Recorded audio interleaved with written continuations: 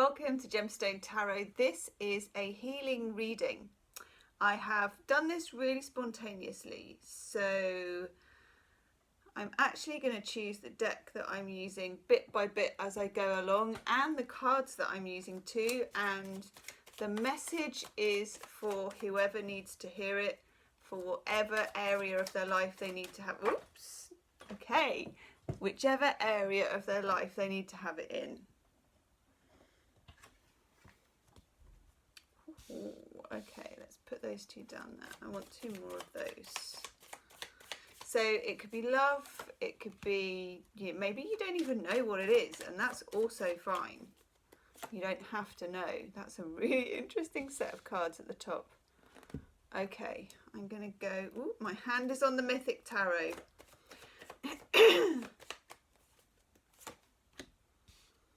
For some of you, this is something that is quite subconscious. It's quite deep. I'm getting a lot, wow, of the feminine. And there is a lot, of clearing and purging type energy. Okay. For some of you, this is quite ugly energy. It probably feels quite ugly in you, It feels, for me, it's quite central, it's quite stomachy. It could be in female reproductive. We've got the moon in the reverse. Now, the moon in reverse, and the herb for this on here is lemon balm. This is the herbal tarot. It is the Pisces card. The Pisces is like the 12th house, and it does represent the subconscious, what is hidden, secrets. But I'm not just talking superficial secrets here. I'm talking things. I mean, Chiron is still in Pisces. It's about to go into Aries. And we're talking the deepest of deep.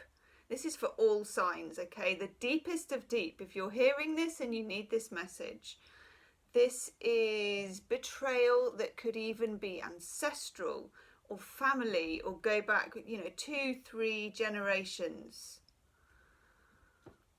Again, up here we've got the High Priestess in the reverse, and the High Priestess is the female moon energy, but kind of tethered to wisdom and to speaking out the truth. If you're listening to this reading, something has been preventing you for years, maybe forever, as far as you can remember, from voicing what the hurt is. It almost feels like, like a big cosmic burp needs to happen, getting something out. It feels like expressing it, but it's so much deeper than just, well, why don't you go and talk to someone about it? I suspect you can't form the words from your throat to your mouth to the universe.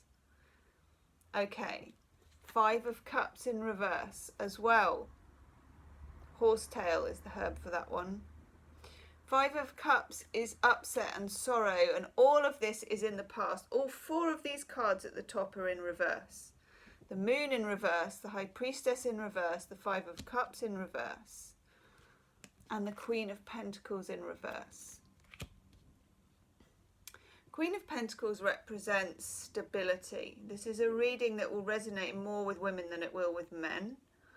This is about, if you imagine your inner compass, your inner whatever axis, has definitely been destabilized by events, by smoke and mirrors, by mysterious happenings, maybe things that happen. For some of you, it could even be pre-verbal, family patterns, things which interfere with digestion. They say, don't they, that our sort of second brain is in the stomach. And sometimes you can feel it, can't you? When you have a shock, you feel the stomach go first, above anything else. It either starts to rumble, or it starts to turn, or it starts to tighten, or it just feels uneasy, and that's where we feel our intuition. And the first really big healing message that I get for you is that you want to access your intuition in a much more stronger and more powerful way. You've been feeling that your intuition and your wisdom is blocked, and it has been. And it's been blocked by sorrow, and it's been blocked by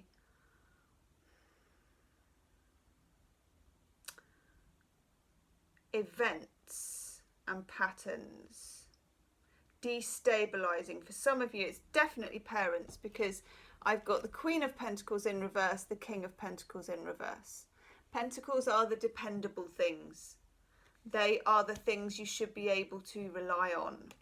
With both of those in reverse, and for some of you, your parents may have passed already, or they were just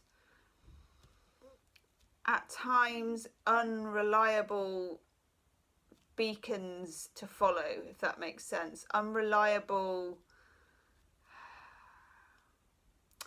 where they maybe should have provided a bedrock of security, it's kind of had the opposite effect. Next to them, the Seven of Swords. Now this is a difficult card. There's no getting around it. It's night forces. It's darkness. It's things that happen at night. We've got the Seven of Swords and that moon in reverse. Both the same. Things that happen at night. Things that happen under the borrowed light of the moon rather than the truthful, powerful, yangy light of the sun. It's more of the what is tilted and tipped and coloured and shadowed and shadowy and unknown. Some of you feel like all your life you have been groping about, trying to voice what this truth is, but it's so deeply buried, it feels like it's inaccessible. And that's why it sometimes comes up as something stuck. It feels like something stuck in the body. And it may move to different parts of the body and become stuck in different parts of the body. Another healing message that I get, some methods of healing involve doing body work, and that would be very good for this. You will not be able to access this kind of sorrow from the mind. Your mind will police yourself and play tricks on you and not let you get near it. It may be, and you have to have that's good. Different kinds of therapies, offer different ways, but it's through the physical. I know that quantum healing, those of you that are interested in that, quantum healing can offer that. I'm not, a therapist, so have a look. These are beautiful.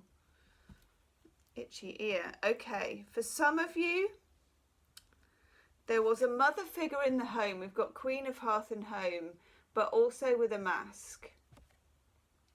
For some of you, your mother was at times reliable and at other times unknown to you in some way, strange to you, different to you. It could have been substances. It could have been just different moods. It could have been hormones. It could have been that she was in a relationship that didn't allow her to be in her full power and to protect. Then next to that we have the Magician. And the Magician is deception and glamour. It's like glamorous deception. For some of you, it could be that there was a presence in the house. It could be your father. It could be your mother as well, though, because the Magician is both genders. And there's tarot cards flying, and there's crystal balls flying, and there's glamour, and there's cloaks, and there's a show going on. But actually underneath it is where the stuff is hidden. Underneath the cloak, behind the show. Now, for some of you, your family life to other people, particularly if your parents had any kind of public job like teaching or, something in the community, your family life may have seemed perfect. Other people would think it was perfect. But underneath it, it's a bit like a magician's show. There's sleight of hand, there's trickery, there is trick of the light, you know, doing things by borrowed light, by the moon. There are things that are hidden from view. There are things that you have intuited but never known.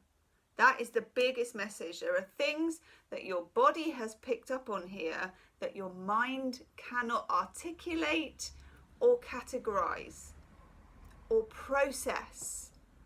When your mind cannot process, trauma gets stuck in particular parts of the body. Lady of Sorrows. Now, the Lady of Sorrows is a very deep card, and for some of you, again, this is a mother who is so many different faces to you. Queen of Hearth and Home, the Lady of Sorrows, the High Priestess. We've got female archetypes which are all ephemeral, changing and moving. And I feel like it feels like a very female reading, but it can be for your feminine side of men, or for your mother if you are a man listening to the reading, dealing with a mother figure. It feels like you too go through these different channels, these different feminine channels. So at times you may want to hide through glamour, through putting on a face, through acting like everything's okay, through being bright and breezy, through being a false wall. At other times, you may relax into the Queen of Hearth and Home. You may overcompensate in the home and try and make everything all right. You may be a fixer-upper, a people pleaser, and you switch into that mode. And then at other times, you're struck by the Lady of Sorrows. And the Lady of Sorrows is the Seven of Swords and the High Priestess and the Five of Cups in reverse, where you're feeling... It's just such a lost feeling with the Seven of Swords and the Lady of Sorrows. It's like being in an emotional abyss. All of a sudden, you drop into this and you don't know why.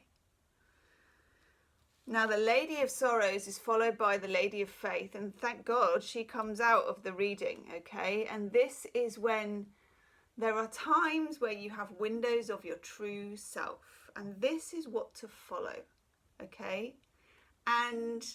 like working out, like being at the gym, being healthy in ourselves and being the best and of course most flawed but still accepted and integrated and authentic version of ourselves involves following this. The Lady of Faith, who has armour to the head. She has armour on her shoulders, but the heart chakra is open and free and vulnerable, okay? She is open to surrender. She is open to, what's the word? She's open to the universe. She's open to universal love. And she's open to knowing the truth without words. The truth of this situation is going to come to you without words, which is tricky, I agree. I'm just grabbing some cards. I feel for some of you, there is a therapy you can do that is like when, because for some of you this is trauma, okay, no question. And in trauma we do that thing with fight, flight, freeze or flop, okay? And I know, like with goats or some animals, when you see them and they're being attacked or they think they're going to be attacked in the wild and they freeze or they take flight, whatever it is. Afterwards, some of them really shake it out, you know, like Taylor Swift style. They shake like this. They kind of, and I do this sometimes. It's a really good thing to try, especially if it's in your body and you can't articulate it. Give your limbs a good shake. And yes, you look crazy. You might not want to do it in front of your neighbours. But I get a message, yeah, that this would be very beneficial. And I know there are some branches of therapy that actually do programs about that, okay? So you may want to have a look at that.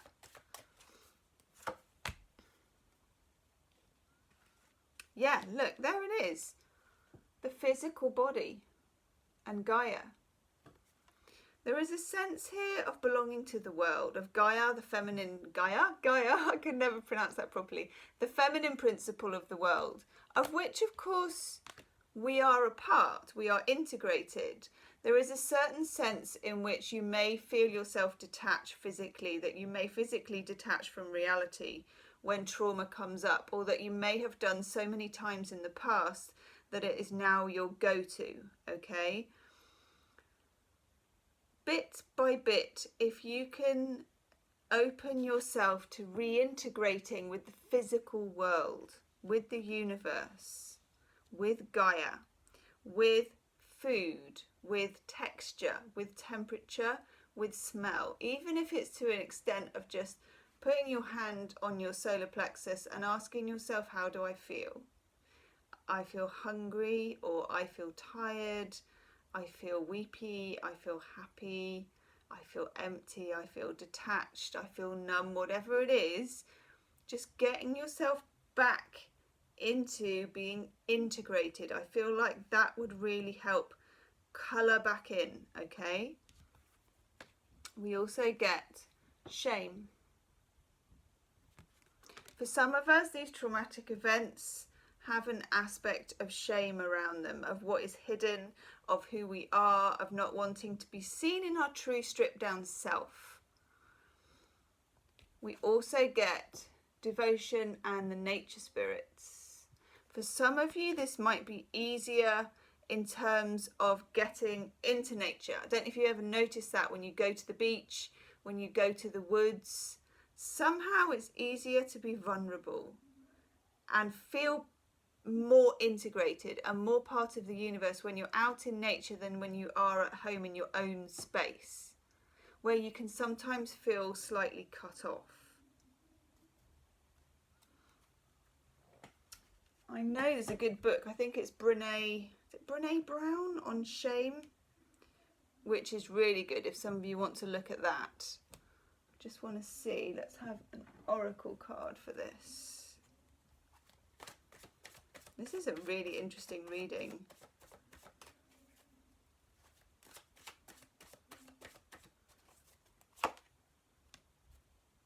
Wow, oh my God. Whoa. The oracle card we get is orphaned. Now this isn't always or often, to be honest, to do with about being physically orphaned by your parents. But this does have two parents in this reading. In a sense, and this again, this is a healing reading, and we're talking about reintegrating into the universe, into the physical, into food, into heat, into light, into warmth, into our human animal. But also, there comes a time, it doesn't matter what age you are, when you become your fully coloured in self and you move away from the influences of your parents, such as they are here, which is a bit of a hall of mirrors, a bit of a discombobulation, a bit of a destabilization of identity is what I'm getting. And you have to rebuild your own identity brick by brick, almost, in this physical sense, breath by breath, step by step, on your own, going forward without your parents. And this is regardless of your everyday relationship with them, such as it is now. I'm talking in the absolute authentic self. You are stepping forward, healing yourself brick by brick, bit by bit, without your parents, as an individual, as a human, as a person, spirit on a human journey. Wow. Okay. Another Brian and Wendy Freed to go with that. That actually filled me back up with energy that had started to kind of drain out. Woo. This is a deep reading, people. I think you know that if you're watching this. Yes. I love this card. I could feel a good card coming out. Yes. The Lady of Unicorns. That's what I'm talking about. Moving forward. I know it's a weird image, you know, a woman with a unicorn, but it's following a divine light, but it's kind of your own uniqueness, your own unique divine light right here. It doesn't belong to your parents.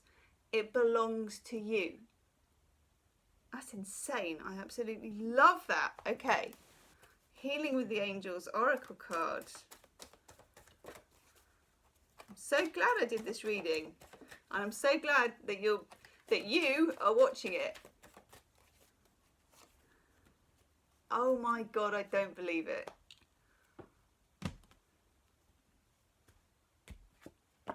Healing with the Angels Oracle card. We get healing.